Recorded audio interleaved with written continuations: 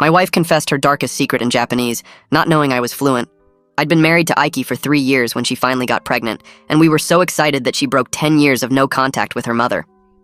"Konnichiwa," her mom exclaimed. "Hey," I responded. The thing is, I spoke fluent Japanese, but I'd always been too embarrassed of my past anime and manga obsession, so I pretended I didn't understand. Her white American dad, Robert, was already setting up a crib. I helped him, and that's when I heard it. From the kitchen, Aiki and her mom were speaking in rapid Japanese. "Matt no kodatu itara dusuru?" her mother asked. "What will you do when he finds out it's Matt's baby?" My hand froze on the screwdriver. Aiki laughed. "Kare wa shiranai. Baka dakara. He doesn't know. He's an idiot. You okay there?" Robert noticed I'd stopped working. I let my voice crack. Just emotional, you know? Thinking about becoming a dad. I made sure to project my voice toward the kitchen. I've dreamed about this my whole life. From the kitchen, they exploded into Japanese laughter. "Kawaisu! Poor thing. Yume mite iru. He's dreaming." I smirked. You see, I'd watched dozens of cheating stories on TikTok, and I knew the only way out was to let the hoe dig her own grave. The more emotional I appeared, the more free ammunition they'd give me to destroy them. Over the next few days, I played my part perfectly. I accidentally left my laptop open to baby name websites. I made sure they saw me reading parenting books. That weekend, we were watching anime on the couch, and a character made an irresistible pun in Japanese. I couldn't help it. I laughed, the subtitle even appeared. Aiki's head snapped toward me. "Why did you laugh?" Her voice was sharp. I kept my eyes on the screen. "Oh, the physical comedy is funny. The way he fell." "Sorwa hendata," her mother muttered. "That was strange." Aiki agreed quietly. "Yeah." A few nights later at dinner, I decided to twist the knife a little. Robert was carving a roast while the women set the table.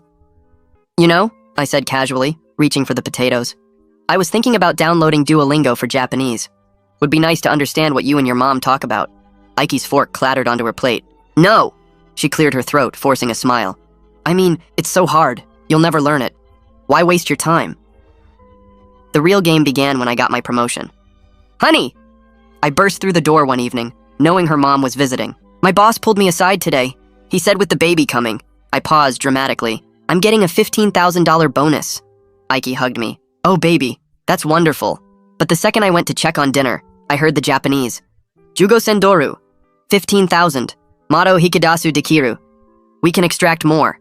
That night, I pushed further. I've been thinking, maybe I should get a second job. I want our baby to have everything. Aiki's eyes lit up. "Really?" "I could do Uber after work. Maybe sell my gaming collection. Whatever it takes." She quit her job that afternoon, but not before sending a bridge-burning email calling her boss sexist, her co-workers incompetent, and the company a toxic hellhole. She showed me proudly, like she'd done something brave. "Are you sure that was wise?" I asked carefully. "Who cares? I have you." But here's what she didn't know. I'd already found Matt. My private investigator had tracked him down, and he was very interested to know about the baby he'd paid $5,000 to avoid. The family gathering was the masterpiece. I suggested hosting Aiki's extended family for a pregnancy celebration, knowing alcohol would loosen their lips.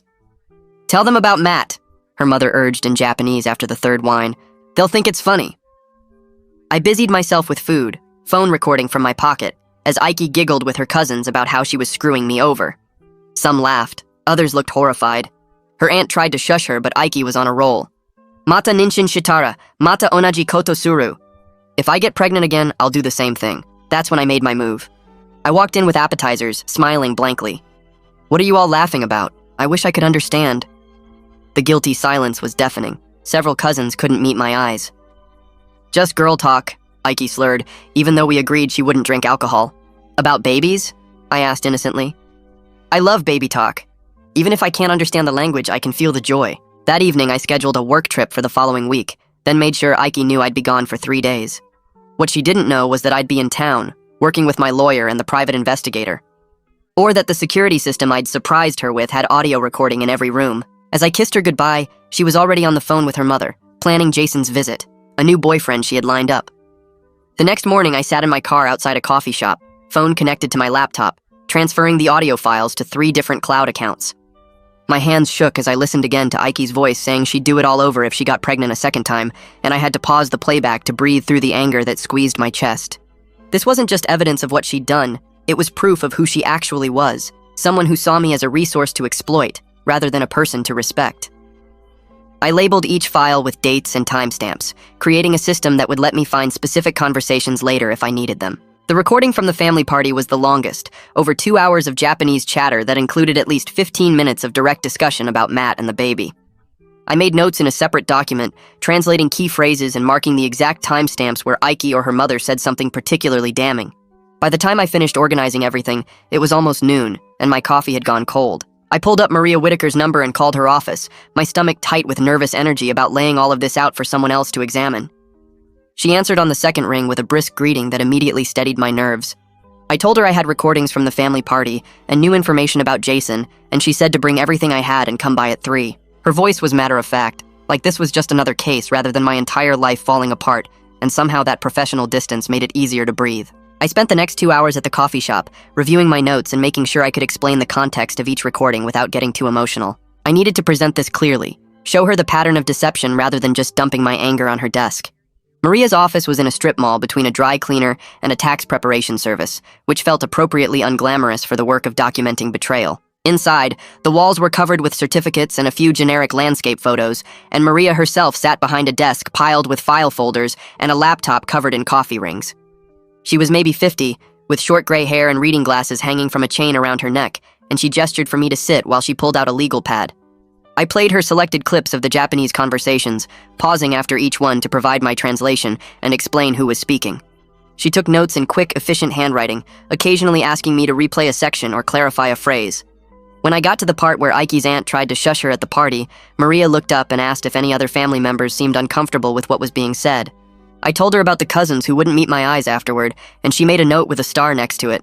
Maria set down her pen and explained that while the recordings might not be admissible in court depending on state laws, they were incredibly valuable for building a full picture and identifying potential witnesses.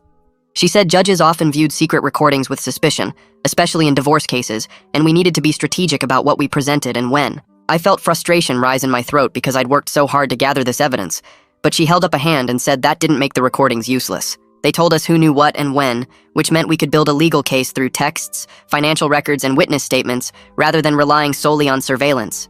She suggested we prioritize those legal evidence channels, using the recordings as a roadmap for what to look for, rather than as the evidence itself. I understood the practical wisdom in her approach, even though part of me wanted to just play the recordings in court and watch Aiki's face as everyone heard the truth. That evening, I maintained my distant but present act with Aiki, responding to her questions about my day with vague answers about work projects and deadlines. She was scrolling through baby furniture websites on her tablet, asking my opinion on cribs that all looked basically the same to me, and I gave responses that were polite but non-committal. Every word she said felt like it was happening in a different reality from the one I was actually living in, like I was watching a play where I knew the ending, but the other actors didn't. She showed me a changing table she liked, and I nodded, thinking about how I'd never actually use any of this furniture. The disconnect between what she thought was happening and what was actually happening made my head hurt, but I kept my face neutral and my voice steady. When she asked if I was feeling okay, I told her I was just tired from the long day, and she accepted that without question. I scheduled a consultation with Wallace Greco for the following morning, a family law attorney Maria had recommended who specialized in complex divorce cases involving paternity disputes. His phone screening had been thorough, asking detailed questions about the timeline of Aiki's pregnancy, when I first suspected the affair, and what evidence I'd gathered so far. He'd explained his fee structure clearly and told me to bring copies of our financial statements, the marriage certificate, and any documentation related to the pregnancy. I spent the evening organizing documents into labeled folders, creating a timeline of events that started with Aiki's mother coming back into her life and ended with Jason's planned visit during my fake work trip. The clinical act of arranging papers and dates helped me feel like I was taking concrete action rather than just drowning in emotion. Wallace's office was in a downtown high-rise with a lobby that smelled like carpet cleaner and had elevator music playing softly from hidden speakers. His calm professionalism immediately put me at ease despite the circumstances, the way he shook my hand firmly and offered me coffee before we sat down to business. He reviewed my documentation methodically, asking clarifying questions and making notes on his own legal pad. When we got to the recordings, he explained that paternity challenges were most effective when filed immediately after birth, before I signed any birth certificate or acknowledgement of paternity. He warned me that the recordings of Japanese conversations would likely be inadmissible and could even work against me if the judge viewed them as vindictive surveillance. I felt my jaw tighten at that, but he met my eyes and said he understood my frustration. He just needed me to understand the legal reality we were working within. Wallace outlined a filing sequence that started with legal separation, followed by a paternity challenge once the baby was born and DNA results were available. He explained that prenatal paternity testing existed, but courts preferred post-birth testing for legal proceedings, and any testing I arrange now would be for my personal knowledge only. I asked about protecting my finances in the meantime, and he advised opening a separate bank account and documenting all marital expenses. He said that as a spouse before any separation filing, I had the legal right to transfer half of our joint savings into my own account. And I should do that immediately to prevent Ike from draining the accounts once she realized I knew the truth. He also recommended I start tracking every dollar she spent, creating a paper trail that would show her spending patterns and financial dependence. I opened a new bank account that afternoon at a different branch of our bank, where nobody would recognize me and mention it to Ike. I transferred exactly half of our savings, which came to just over $11,000, and felt a grim satisfaction at taking this concrete step.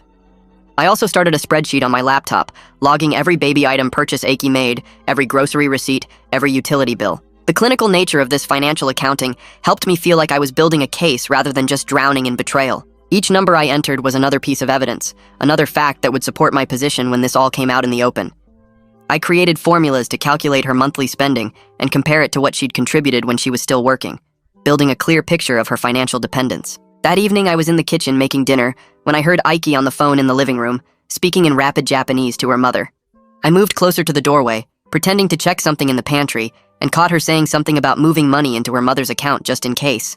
My stomach dropped as I realized she was already thinking about hiding assets, which meant some part of her suspected I might know something, or at least sensed that things weren't right between us. I made a mental note to tell Wallace about this conversation at our next meeting, and to check our account activity daily for any unusual transfers. The fact that she was already planning defensive moves meant I needed to stay ahead of her, keep gathering evidence and building my case before she had a chance to cover her tracks or prepare her own strategy. I waited until past midnight when Ike was asleep before opening my laptop in the home office. I logged into our router admin panel using the password I'd set up when we first moved in, a password she never knew existed. The connection logs loaded slowly, showing weeks of activity in neat columns of IP addresses and timestamps. I scrolled through the data, looking for patterns, and there it was. Starting 3 weeks ago, there were video calls happening between 11 p.m. and midnight, always after I'd gone to bed. The destination IP address was consistent, the same unknown location every time, and the sessions lasted between 30 and 45 minutes. I took screenshots of every log entry, saving them to a hidden folder on my desktop, then emailed the files to Maria with a brief message asking her to trace the IP and confirm if it belonged to Jason. My hands shook slightly as I hit send, another piece of evidence locked down. Maria's response came the next afternoon while I was at work. The IP address belonged to an apartment complex on the west side of town, and she'd already pulled the resident directory. Jason Martinez, age 28, Unit 3B. She'd run a background check too, sales job at a tech company downtown, no criminal record, single based on his social media profiles where he posted gym selfies and pictures of his dog. I sat in my car during lunch reading Maria's email, trying to process the bizarre triangle I was stuck in. Ike was pregnant with Matt's baby, married to me, and already setting up her next relationship with Jason. The absurdity of it would have been funny if it wasn't actively destroying my life. I forwarded Maria's findings to my personal email backup and added Jason's details to the spreadsheet I was keeping. That evening, I searched online directories for therapists who specialized in betrayal trauma and divorce preparation. I found Devora Gray's profile on a counseling website, her credentials listed along with a photo showing a woman in her 50s with kind eyes and gray hair. The intake form was detailed, asking about my emotional state, whether I had thoughts of harming myself or others, my support system, my goals for therapy. I filled it out honestly in the parking lot of a grocery store, typing on my phone that I was angry and hurt, but not dangerous. Just desperate for a space to process this situation without falling apart or doing something stupid. I submitted the form and received an automated response that someone would contact me within 24 hours to schedule an appointment. Devora's office called me the next morning, and I scheduled my first session for Thursday afternoon. When the day arrived, I left work early and drove to a small office building near the hospital. The waiting room had comfortable chairs and magazines nobody ever read, the kind of generic professional space that could be a dentist or accountant just as easily as a therapist. Devora met me at the door, shaking my hand and leading me to her office where 2 armchairs faced each other with a small table between them. I sat down and started talking, the whole story pouring out in a rush. She listened without interrupting, taking occasional notes, her face neutral but attentive. When I finished, she asked me what I hoped to achieve through all this evidence gathering. I told her I wanted to expose Ike in front of her entire family, make sure everyone knew what she'd done. Devora nodded slowly and asked whether that would serve my healing or just my anger. The question hit me harder than I expected, sitting in my chest like a weight for the rest of the session and following me home afterward. I didn't have a good answer.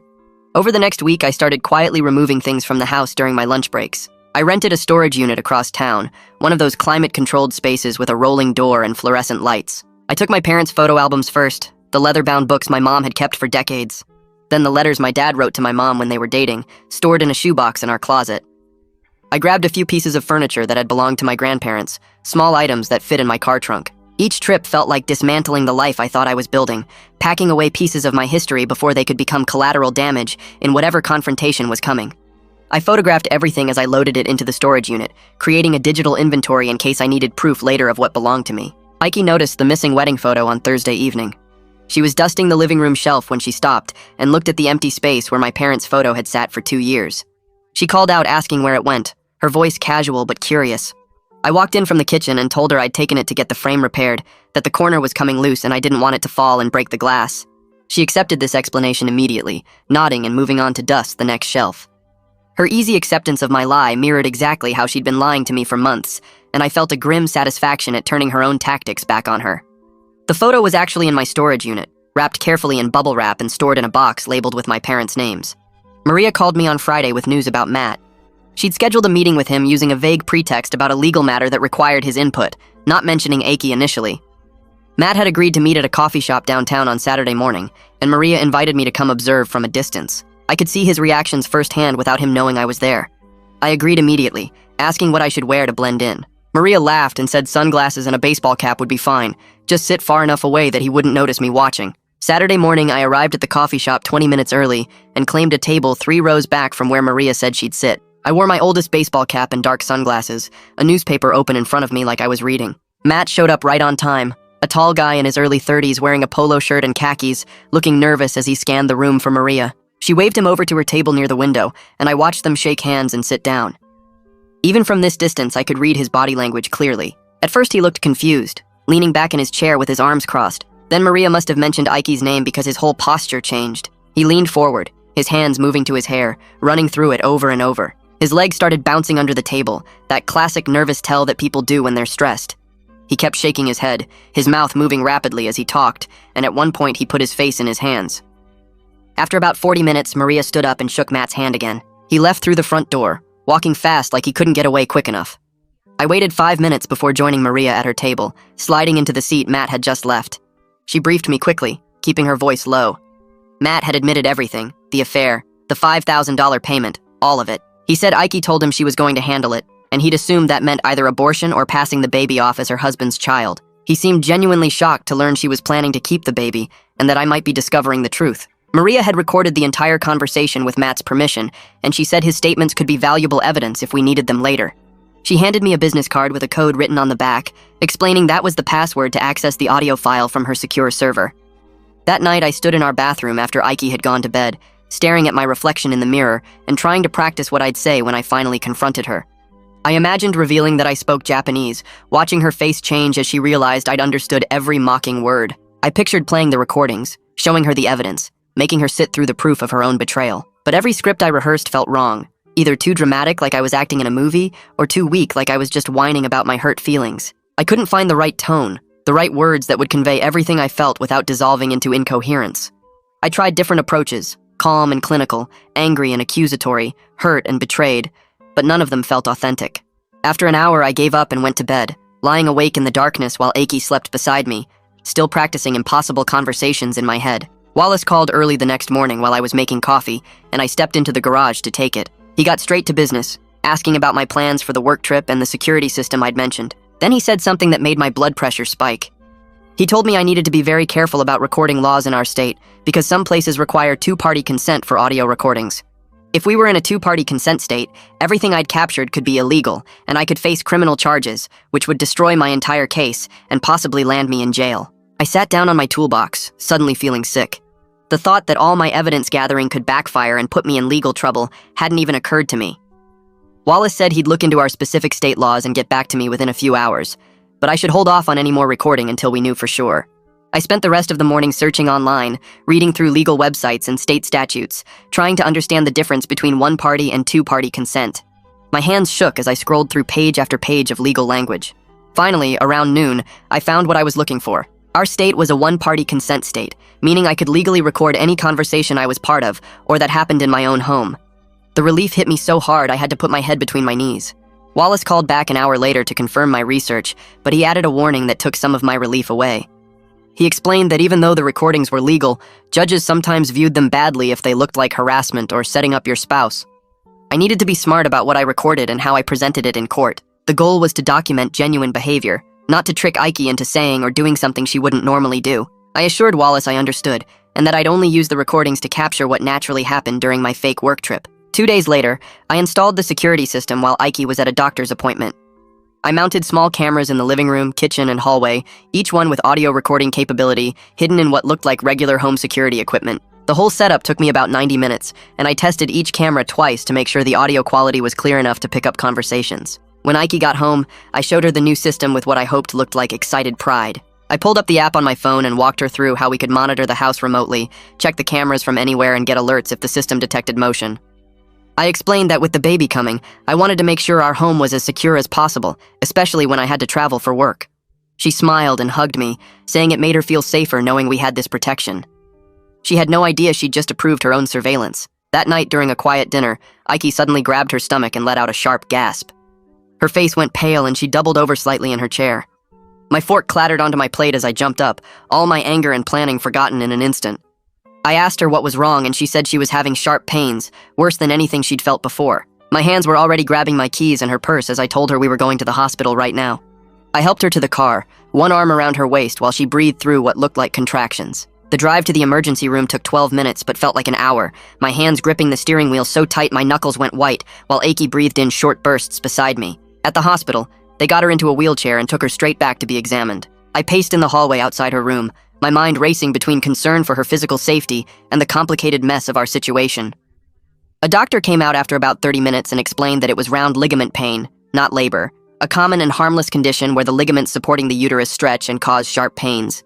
They wanted to monitor her for another hour just to be safe, but the baby was fine, and there was no immediate danger. The relief and confusion hit me at the same time, leaving me exhausted. In the hospital waiting room afterward, I sat in an uncomfortable plastic chair and watched Ike doze in the seat next to me, her hand resting on her belly like she was protecting the baby, even in sleep. Something shifted in my chest, a confusing mix of tenderness and betrayal that made my throat tight. This was still a person I'd shared 3 years of my life with, someone I'd loved and made plans with, even if that person had never really existed the way I thought. The complexity of feeling both protective and furious at the same time wore me out more than the anger alone ever had. She looked vulnerable and small in the harsh hospital lighting, and I hated that part of me still cared about her well-being despite everything she'd done. Robert called the next afternoon to check on Ike after her mother told him about the hospital visit. I could hear real concern in his voice as he asked if she was okay and if the baby was all right. I gave him the medical update and assured him everything was fine, just a scare. As we talked, I realized with a heavy feeling in my gut that Robert was going to be devastated when he learned the truth.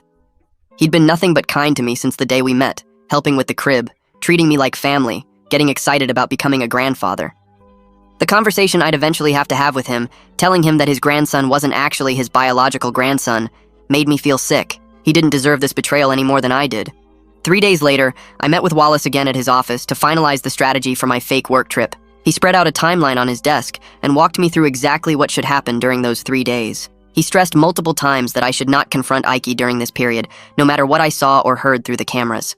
The goal was pure documentation, letting her reveal her plans with Jason naturally, without any pressure or suspicion from me. Wallace explained that if I confronted her or tried to catch her in the act, it could look like entrapment or harassment, which would weaken our case. I needed to just watch, record, and document everything while maintaining my cover story about being out of town for work. That evening at dinner, I told Ike about my work trip scheduled for the following week. I explained it was a mandatory training session in a city 3 hours away, something my boss had signed me up for months ago that I couldn't get out of. She asked only a couple basic questions about when I'd leave and when I'd be back, then seemed almost relieved as she nodded and went back to her food. That relief stung, but also confirmed everything I already knew. She was already planning how to use those 3 days, already thinking about Jason's visit, already looking forward to my absence. The night before my fake departure, I packed an overnight bag in our bedroom while Ike watched TV in the living room. I made sure to include enough clothes and toiletries to make the trip look real, even though I'd only be 20 minutes away at a hotel. The next morning, I kissed her goodbye with the same distant affection I'd been showing for weeks, the kind of kiss that's more habit than feeling. She told me to drive safely and text her when I arrived, her voice cheerful in a way that made my stomach turn. I drove to a hotel on the other side of town, checked in under my own name, and set up my laptop on the desk to monitor the security camera feeds. The room was generic and impersonal, with beige walls and a view of the parking lot, but it would serve its purpose. Within 3 hours of my departure, I watched through the camera feed as Aiki pulled out her phone and called her mother. They spoke in rapid Japanese, and I turned up the volume on my laptop to catch every word. Aiki told her mother that Jason was coming over tomorrow night, that everything was set up perfectly. Her mother's voice came through the speaker with a note of caution, saying something felt off about my recent behavior, that maybe Aiki should be more careful. But Aiki laughed and dismissed the concern completely.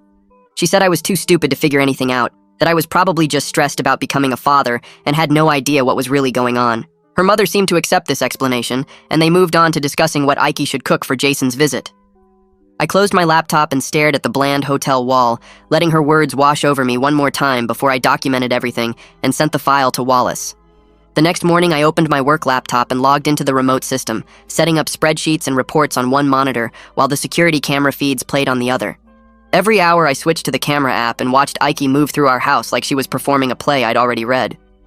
She made breakfast around 9, scrolling through her phone at the kitchen table. She watched TV on the couch for most of the afternoon, some reality show I could see flickering on the screen. Around 1, she heated up leftovers and ate them standing at the counter. At 3, she had a video call on her laptop, and I zoomed in on the camera feed to see her smiling and laughing with someone whose face I couldn't quite make out. The whole day was so normal and boring that it made my stomach hurt. This was my wife doing regular wife things in our house, except she was planning to bring another man over tomorrow, and I was watching her like she was a stranger. I felt like I was looking at someone wearing Aiki's face, but I didn't know who was actually inside. Around 6, I closed the work files and got ready for my therapy appointment, driving across town to Devora's office instead of calling from the hotel like I usually did. Her office was in a small building with a waiting room that smelled like lavender, and she met me at the door with her usual calm expression. We sat in her office with the soft lighting and the white noise machine humming in the corner. I told her about the surveillance system and how I was spending my days watching Aiki through cameras she didn't know were recording audio. I explained that I was waiting for Jason to show up so I could document everything for the divorce. Devora listened without interrupting, then asked me what I would do if the evidence wasn't as dramatic as I was expecting. Her question made me pause because I hadn't really thought about it. I'd been so focused on catching Aiki in the worst possible moment that I hadn't considered what would happen if Jason just came over for dinner and they watched TV. What if there was no smoking gun, just ordinary cheating? Devora leaned forward a little and said something that shifted my whole perspective. She suggested I was framing this as a revenge mission, when really I was trying to protect myself from being legally and financially tied to another man's child. She said gathering evidence wasn't about punishment, it was about establishing truth, so I could make informed decisions about my future. The way she explained it made me feel less like some creepy guy spying on his wife, and more like someone taking reasonable steps to protect himself. I wasn't trying to destroy Aiki, I was trying to avoid being destroyed by her lies. When I left her office that night, I felt more grounded than I had in weeks, like I had permission to do what I was doing without drowning in guilt about it. The second day of my fake work trip started with more remote work and camera monitoring. I answered emails and attended a video conference call while keeping one eye on the feeds from home. Aiki seemed more energetic that day, cleaning the kitchen and doing laundry. Around 5, she took a shower and changed into nicer clothes, which made my pulse speed up because I knew what was coming. At 7 exactly, the doorbell camera showed Jason walking up to our front door carrying paper bags that looked like takeout and a bottle of wine tucked under his arm. I watched Aiki open the door and Jason kissed her right there in the doorway. Not a quick peck, but a real kiss that lasted several seconds. His hand went to her pregnant belly and rested there like he had every right to touch her. They walked into the living room, and I switched camera views to follow them. They settled on the couch and unpacked the takeout, some kind of Chinese food from the containers I could see. Their body language was so comfortable and familiar, the way they leaned into each other and shared food off the same plate. This wasn't a first date or a nervous affair, this was two people who had done this before. Probably many times. They were playing house in my actual house, sitting on my couch, eating at my coffee table, acting like this was their life together. I watched them eat and talk for about an hour, unable to hear what they were saying, but seeing how relaxed they both looked. Then I had to close the laptop because my chest felt tight and my hands were shaking. The intimate domesticity of watching them together was worse than I'd imagined. I grabbed my jacket and went outside, walking circles around the hotel parking lot in the cold night air. Cars drove past on the main road, and I focused on breathing slowly, reminding myself over and over that this evidence was necessary. I needed this documentation for the divorce, for the paternity challenge, for everything that was coming. The pain I felt right now was the price of protecting my future. After about 20 minutes, I went back inside and checked my phone, seeing a text from Maria asking if I was available to talk. I called her back and she told me she'd finished her background research on Aiki's family finances. Aiki's mother had filed for bankruptcy 7 years ago and still carried significant credit card debt based on the public records Maria had accessed. This information helped explain some of the pressure Aiki might feel to secure financial stability through me, though it didn't excuse anything she'd done. Maria said this context about her mother's money problems might be useful if we ended up in mediation, showing a pattern of financial desperation in the family. I thanked her and made notes about everything she'd told me. On the third day, I packed up my hotel room and drove home in the afternoon, timing my arrival for after I'd seen Jason leave on the security cameras. I pulled into the driveway around 4 and walked in through the front door with my overnight bag. Aiki came out of the kitchen and hugged me, asking how the training went. I gave her boring details about conference rooms and PowerPoint presentations about new software systems, all completely made up. She seemed relaxed and happy, probably relieved that her visit with Jason had gone undetected. We made dinner together and she talked about her day, mentioning she'd cleaned the house and watched some shows, carefully leaving out the part about her boyfriend spending the evening. That night after we got ready for bed, Aiki moved closer to me and put her hand on my chest in a way that made her intentions clear. I rolled away slightly and told her I was exhausted from the drive and the long training sessions. The thought of physical contact with her made my skin crawl, like my body knew the truth even while I was pretending ignorance. She looked hurt for a second but didn't push it, just turned over and went to sleep. I lay awake for hours staring at the ceiling and counting down the weeks until the baby would be born and I could finally end this charade. The next morning, I called Wallace and scheduled a meeting to review the security footage. In his office later that day, I showed him selected clips of Jason arriving, kissing Aiki and spending the evening at our house. Wallace watched carefully and took notes, confirming that Jason's presence combined with the video call logs and Matt's written statement established a clear pattern of ongoing deception. He reminded me that in our state, adultery had limited impact on divorce proceedings, which frustrated me because I had all this evidence that felt important, but wasn't actually going to change much legally. The real issue was going to be the paternity challenge and any financial claims Aiki might make based on our marriage. Wallace pulled out a legal pad and started drafting what he called a post-birth action plan. He explained that the plan included immediate paternity testing as soon as the baby was born, filing for legal separation within days of getting the results, and requesting temporary orders about property division and finances. The most important part was that I absolutely could not sign any birth certificate or acknowledgement of paternity forms at the hospital. Wallace stressed this multiple times, saying I needed to explicitly request DNA testing before acknowledging any parental rights or responsibilities. He warned me this would be the hardest moment, because Aiki would have just given birth, and I'd be refusing to sign papers while she was vulnerable and emotional. But it was legally necessary to protect myself from being presumed the father under state law. I nodded and took notes on everything he said, feeling the weight of what was coming settle over me like a heavy blanket. I spent the next afternoon buried in the hospital websites and medical forums, reading everything I could find about paternity testing procedures. The information was straightforward enough. Hospitals could collect DNA samples right after birth using a simple cheek swab from the baby and the supposed father. Standard processing took 3 to 5 days, which felt like an eternity when I imagined waiting in that limbo while Aiki recovered and everyone assumed I was the father. But there was an expedited option, results in 24 to 48 hours for an extra fee. I didn't even hesitate before deciding that was the route I'd take. The cost didn't matter when weighed against spending even one extra day trapped in uncertainty, pretending to celebrate a child that might not be mine, while Aiki's family watched and waited for me to sign documents that would legally bind me to another man's baby. I bookmarked 3 different testing services and emailed the information to Wallace, asking him to confirm which one the hospital used and whether I needed to arrange anything in advance. His response came within an hour, telling me he'd contact the hospital directly to set up the testing protocol and make sure the staff knew not to present me with any paternity acknowledgement forms until the results came back. Reading his email gave me a strange sense of relief, like I was finally taking concrete steps instead of just gathering evidence and waiting. That Friday, Aiki's mother arrived for the weekend with 2 suitcases and a bag full of baby clothes she'd been collecting. I watched from the kitchen as she hugged Aiki in the doorway, speaking rapid Japanese about how excited she was and how big Aiki's belly had gotten. They moved into the living room and I brought them tea, playing my role as the attentive husband while studying their dynamic with new awareness. Her mother was controlling in a way I'd noticed before, but never really analyzed, constantly touching Aiki's stomach and offering advice about everything from sleeping positions to what foods to avoid. Aiki responded to each suggestion with either immediate agreement or subtle rebellion depending on her mood, and I could see the pattern of their relationship playing out in real time. What struck me most was how her mother touched Aiki's belly constantly, her hands always reaching for that swollen curve, but she barely looked at me during the entire afternoon. When she did make eye contact, it lasted maybe a second before she glanced away, and I understood she couldn't quite face the person she'd helped her daughter deceive.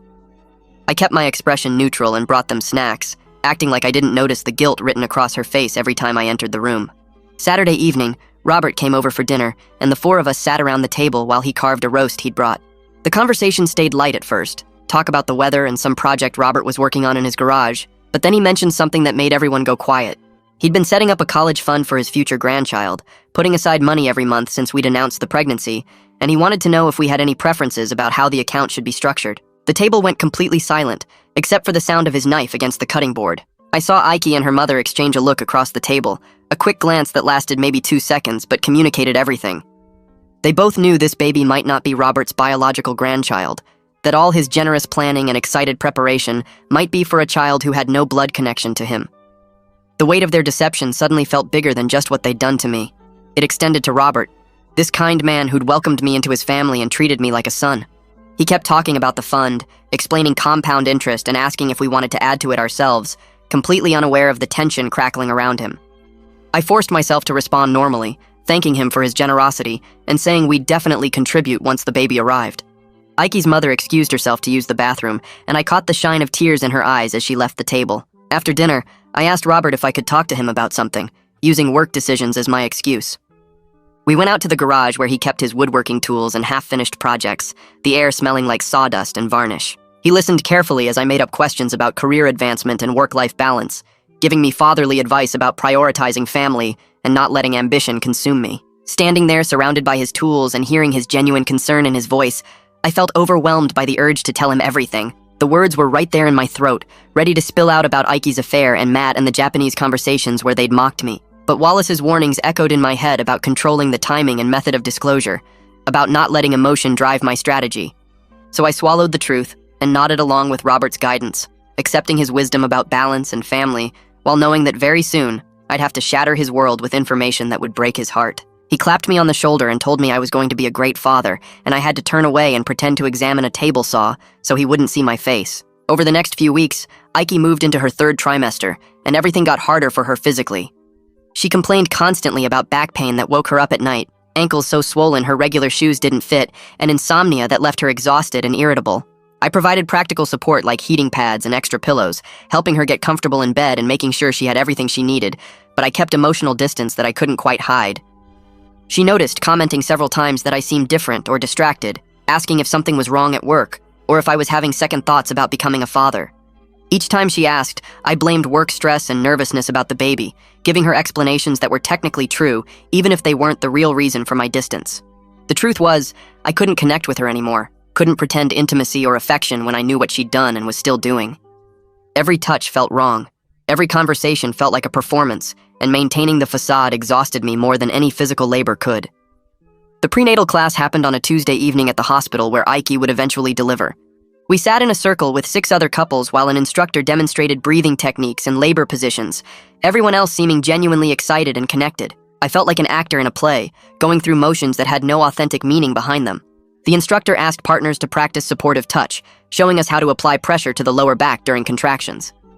I placed my hands on Ike's back with clinical detachment, following the technical instructions but feeling nothing, and she turned her head to give me a confused look. The other couples were laughing and joking, the men making nervous comments about fainting in the delivery room, while their wives rolled their eyes affectionately. I stayed silent through most of the class, only speaking when directly addressed, and Ike kept glancing at me with an expression I couldn't quite read. On the drive home, she asked again if I was okay, and I told her I was just processing everything and feeling overwhelmed by the responsibility. She seemed to accept this explanation, reaching over to squeeze my hand, and I let her hold it while keeping my eyes on the road. Maria called me the following Monday to say her final investigation report was complete. I met her at her office that afternoon, and she handed me a bound document that laid out everything in clear, organized detail. The timeline of Ike's affair with Matt, including dates and locations where they'd met. The $5,000 payment Matt had made, with bank records showing the transfer. The ongoing relationship with Jason, documented through surveillance footage from my home security system and the video call logs I'd pulled from our router. Witness statements from Matt admitting to the affair and the payment. The family gathering recordings where Ike and her mother had discussed the deception in Japanese. Maria had organized it all into a narrative that could be presented to a judge if necessary, complete with exhibits and supporting documentation. I flipped through the pages feeling a strange mix of vindication and sadness, seeing my wife's betrayal reduced to bullet points and timestamps. Maria warned me again that Wallace was still cautious about relying too heavily on the surveillance footage, explaining that some judges viewed that kind of evidence negatively, even when it was legally obtained. But she'd done her job thoroughly, giving me every piece of information I might need to protect myself legally and financially. That week, I had a therapy session with Devora, where she asked me a question that stopped me cold. What outcome would actually satisfy me at this point? I sat there in her office trying to articulate an answer and realized I didn't want Ike to suffer or be destroyed. I just wanted to be free. Free from the legal obligation of raising another man's child, free from the financial responsibility of supporting someone who deceived me, free from being mocked in a language I supposedly didn't understand. Devora helped me work through this, asking questions that clarified my actual goals versus the revenge fantasies I'd been entertaining. She pointed out that my evidence gathering had been about self-protection, not punishment, and that distinction mattered both legally and emotionally. By the end of the session, I could articulate clearly that I wanted a clean separation with my dignity intact, not destruction or public humiliation. This clarity helped me refine my approach with Wallace, focusing on legal protection rather than dramatic exposure. I left Devora's office feeling more grounded than I had in weeks, like I'd finally separated my legitimate needs from my anger. I created a new email account that evening, using a secure provider, and began forwarding important documents to it. Financial records showing our joint accounts and Ike's spending patterns since she'd quit her job. The security system footage of Jason's visits. Maria's complete investigation report with all exhibits. Wallace's legal strategy memos and the draft separation papers. Everything I might need if Ike tried to delete or destroy evidence once she realized I knew the truth. I also sent access credentials to both Maria and Wallace, giving them permission to retrieve these files if anything happened to my primary accounts, or if I became unable to access them myself. The process took over an hour, carefully organizing files and making sure everything uploaded correctly, but I felt better knowing there were multiple backups. Wallace had warned me that Ike might try to lock me out of joint accounts or hide assets once separation papers were filed, and this email archive gave me insurance against that possibility. Ike's due date was now just 2 weeks away, and the house filled with baby supplies that felt like props in a theater production. I spent a Saturday afternoon assembling the crib Robert had bought, following the instructions and tightening screws while knowing I'd probably never use this furniture. The car seat sat in its box in the garage, waiting to be installed. Tiny clothes hung in the nursery closet, organized by size. I moved through these tasks mechanically, setting up a home for a baby I wouldn't be raising, and the disconnect between my actions and my knowledge created a dreamlike state where nothing felt quite real. Ike came in while I was working on the crib and stood in the doorway watching me, her hand resting on her belly. She asked if I was excited and I said yes, keeping my voice steady. She moved closer and put her arms around me from behind, or tried to given her size, and I stood there letting her hold me while staring at the half-assembled crib and counting down the days until I could finally end this performance. Wallace's email arrived on a Thursday morning with the subject line, "Documents for Review." I opened the attachment and spent the next 2 hours reading through legal language that made everything feel suddenly real in a way the surveillance footage never had. The petition for legal separation laid out grounds and requested temporary orders. The paternity challenge document formally stated my refusal to acknowledge parentage and requested DNA testing to establish biological father. Each paragraph was clinical and precise, turning months of betrayal into numbered clauses and whereas statements. I made notes in the margins, mostly small wording changes that Wallace had suggested I review. One section requested that I not be held financially responsible for medical costs related to the birth or postnatal care. Another asked the court to restrain Ike from selling or hiding marital assets during the separation period. I approved everything with my edits and emailed Wallace back, authorizing him to file the moment we had paternity test results. The documents sat in a folder on his desk, ready to go, just waiting for scientific proof of what I already knew. 3 nights later, I woke to Ike shaking my shoulder. Her face was tight with pain and she told me the contractions had started. I checked my phone and saw it was 2:17 a.m. I timed the next contraction, and then the one after that, confirming they were 7 minutes apart like the prenatal class had taught us to watch for. I got up and moved through the house with focused energy, packing her hospital bag with the items from the checklist we'd prepared weeks ago. Comfortable clothes, toiletries, phone charger, the going-home outfit for the baby. Ike gripped the bathroom counter during another contraction, and I stood behind her, applying pressure to her lower back the way we'd practiced. When the contraction passed, I helped her to the car and drove to the hospital with both hands steady on the wheel.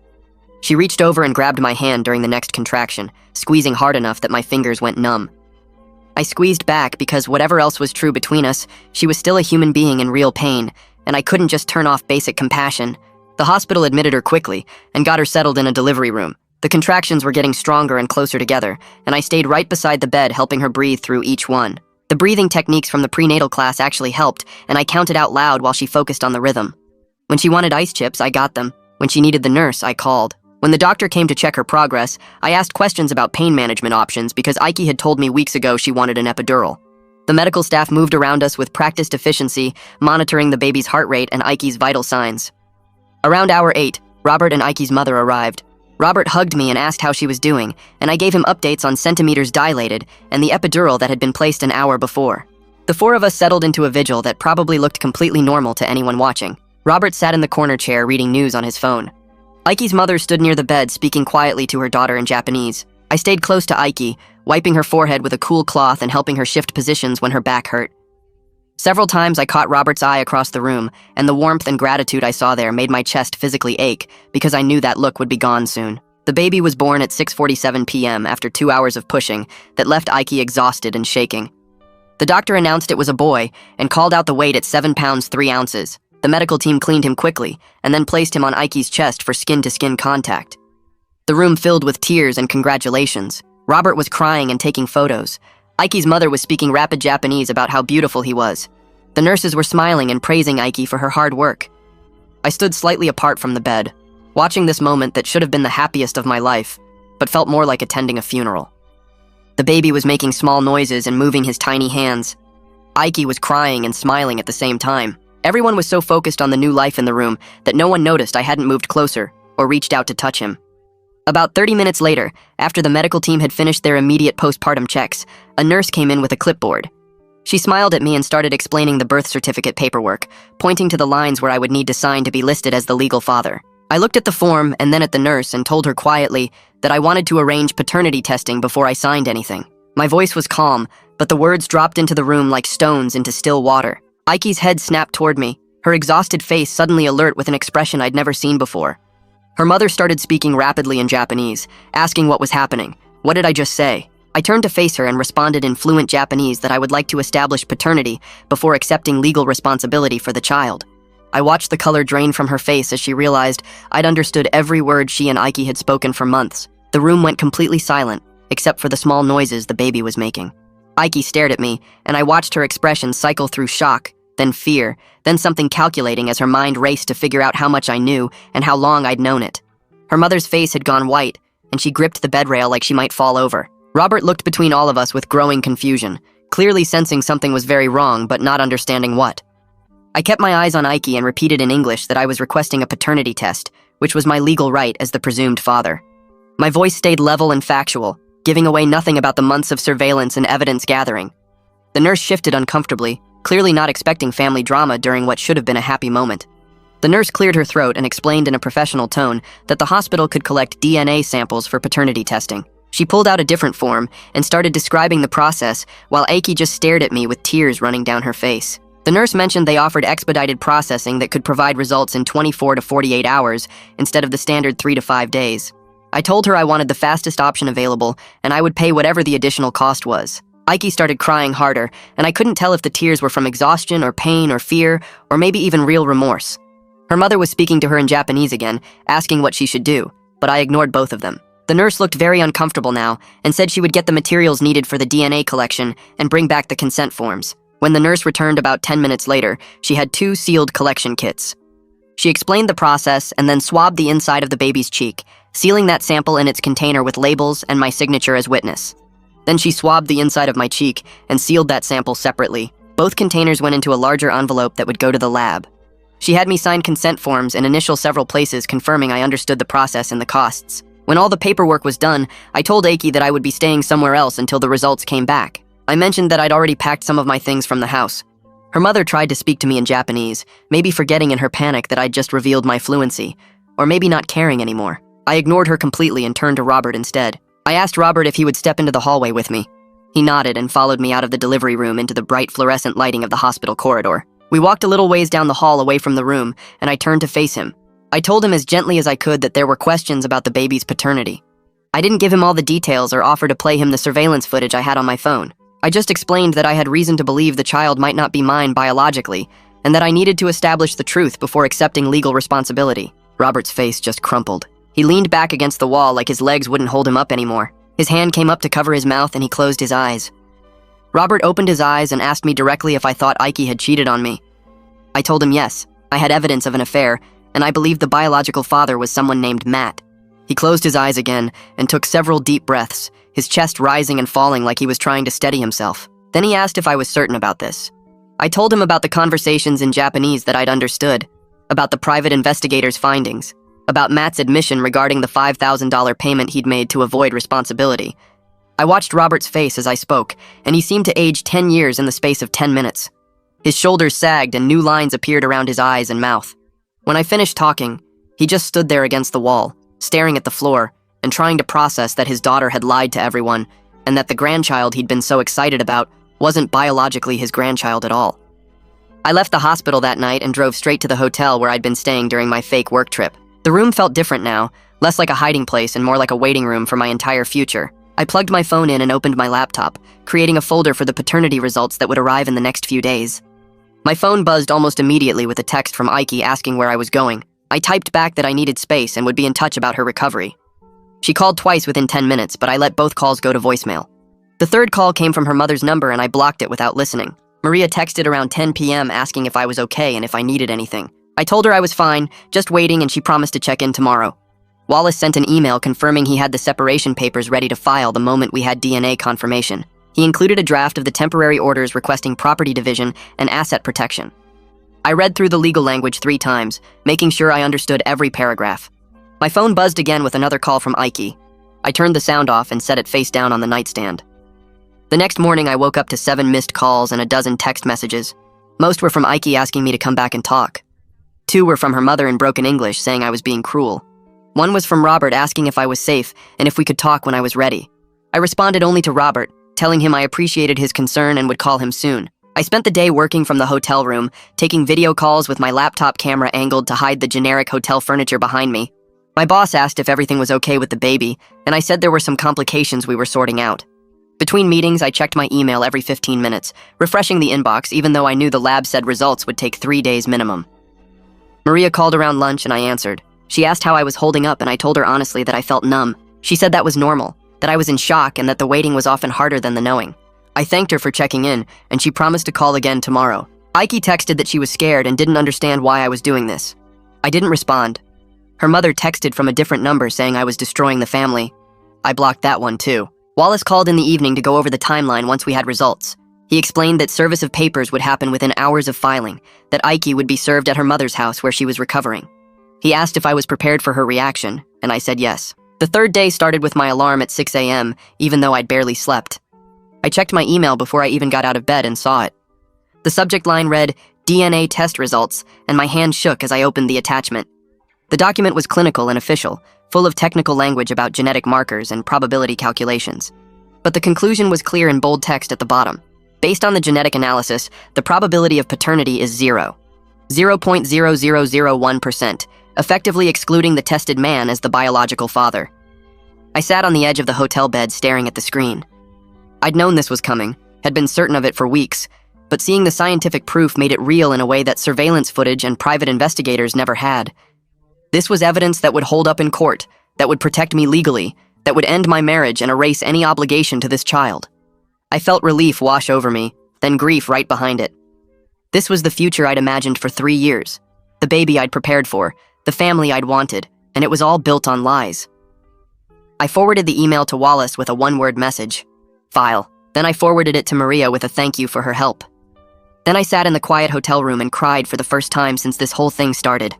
Wallace called 2 hours later to confirm the papers were filed and that a process server was on the way to Aki's mother's house. He explained that the documents included the legal separation, the paternity disestablishment, and the request for temporary orders. Ike would have 30 days to respond, but the temporary orders hearing would be scheduled within 2 weeks. He asked if I wanted him to be present when I called Robert, and I said no. I needed to do that myself. I pulled up Robert's number and stared at it for 5 minutes before I could make myself press call. He answered on the second ring. I told him the results were in and asked if he wanted me to send him a copy. His voice was quiet when he said no, that he believed me, that he didn't need to see the numbers. I heard him take a shaky breath and then his voice broke. He asked if I was certain about the father being Matt, and I said yes, that Matt had admitted to the affair and the payment to avoid responsibility. Robert was silent for a long time, and I could hear him crying. He finally asked if I planned to tell Matt about the results. I said I was considering it but hadn't decided yet, that Matt had a right to know, but I wasn't sure if it was my responsibility to tell him. Robert said he understood and that he was sorry, that he'd raised his daughter better than this and didn't know where he'd gone wrong. I told him this wasn't his fault, and that I hoped we could stay in touch. He said he'd like that, and then the call ended. 3 days after the papers were served, Ike texted asking if I would meet her in person. I agreed to a coffee shop near the hospital, a neutral public place where neither of us could make a scene. I got there early and sat in a corner booth facing the door. She walked in 15 minutes later looking smaller than I remembered. Her face was tired and her clothes hung loose on her postpartum body. She spotted me and walked over slowly, sliding into the booth across from me. I waited for her to speak first, but she just stared at her hands. Finally, I started talking in a calm, measured voice.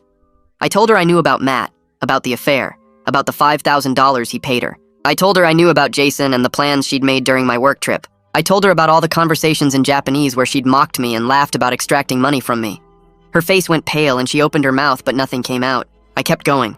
I told her I'd understood every word she and her mother had said from the very beginning, that I spoke fluent Japanese and had been hiding it because I was embarrassed about my anime phase. I told her I had recordings, witness statements, and now DNA proof that the baby wasn't mine. She started to shake her head and I held up my hand.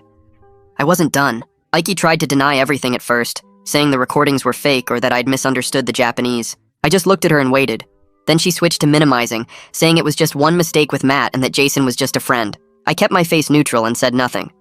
Then she started blaming her mother, saying her mom had pressured her and given her bad advice about securing financial stability. I still didn't respond. Finally, she started crying and apologizing, saying she'd made terrible choices and that she was sorry and that she still loved me. I listened to all of it without interrupting, letting her cycle through every approach until she ran out of things to say. Then I spoke. I explained that the legal process was moving forward, that I wouldn't be signing any paternity documents, and that she needed to contact Matt about his responsibilities as the biological father. She asked through tears if there was any chance we could work things out, if we could go to counseling, or if I could forgive her. I told her honestly that the trust was completely destroyed, that I couldn't be married to someone who'd lied to me in a language she thought I didn't understand, who'd mocked me with her family, who'd planned to keep extracting money from me while seeing other men. She put her face in her hands and sobbed. I stood up, left money for both our coffees, and walked out.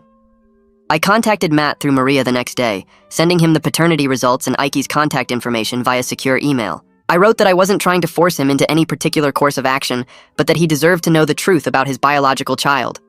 I explained that I'd legally disestablished paternity, and that Ike would need to work out support arrangements directly with him. Maria forwarded his response 2 days later. Matt said he needed time to process this information and consult with his own lawyer before deciding what to do. He thanked me for letting him know and apologized for the whole situation. I wrote back through Maria that I understood and that I had no hard feelings toward him personally. The affair was between him and Ike, and the child support was between him and the state. I was done with all of it. 2 months later, I was living in a modest apartment across town, a one-bedroom place with decent light and a small balcony. I'd moved my stuff out of the house while Ike was staying with her mother, taking only what was mine and leaving everything related to the baby.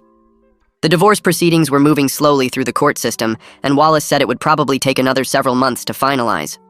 I was attending therapy sessions with Devora every week, working through the betrayal and the grief and the anger. She was helping me separate the legitimate hurt from the destructive revenge fantasies, helping me build a life based on truth instead of deception. I'd enrolled in an advanced Japanese language class at the community college, finally admitting to people that I spoke the language and even explaining why I'd hidden it for so long. My classmates thought the story was wild, and several of them followed me on social media after I posted about it. Robert and I met for coffee every couple of weeks, 2 men processing grief and betrayal together. We didn't talk much about Ike or the baby, just sat together and shared the quiet understanding of people who'd both lost something. Our relationship would never be what it was when he thought I was going to be his son-in-law, but there was a respect between us that felt honest. I wasn't fine yet, and some days were harder than others.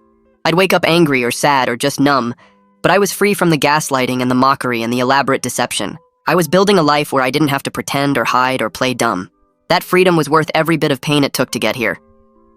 So yeah, that's it. Just one of those everyday stories that somehow sticks with you. Thanks for hanging out. It's always a good time having you here. Come back when you feel like catching up again.